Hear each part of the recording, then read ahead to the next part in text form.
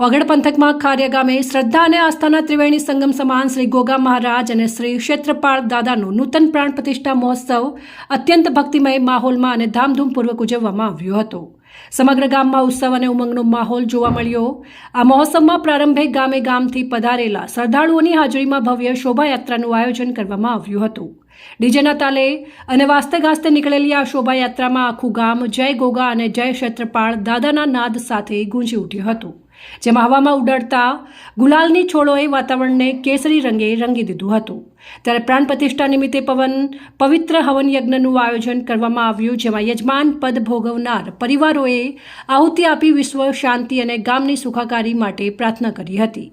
અને વિદ્વાન ભૂદેવો કરશનભાઈ જોશી ખારિયાવાળા, નરેશભાઈ જોશી રૂવેલવાળા અને ચેતનભાઈ જોશી બાદલપુરવાળા, વિનોદભાઈ જોશી થરાવાળા, ભરતભાઈ ખારિયા દ્વારા મંત્રોચ્ચાર સાથે દેવતાઓની મૂર્તિમાં પ્રાણ પૂર્યા હતા। ત્યારે ધાર્મિક વિધિ પૂર્ણ થયા બાદ વિશાળ સંખ્યામાં ઉમટી પડેલા ભક્તોએ મહાપ્રસાદનો લાભ લીધો હતો।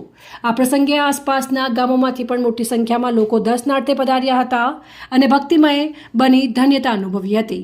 આ એક દિવસીય મહોત્સવને સફળ બનાવવા માટે ખારિયા ગામના ઉત્સાહી યુવાનોએ દિવસ રાત અથાક મહેનત કરી હતી અને ગામના દાનવીર દાતાઓના આર્થિક સહયોગ અને ગ્રામજનોની અભૂતપૂર્વ એકતાને કારણે આ મહોત્સવ યાદગાર બની રહ્યો હતો।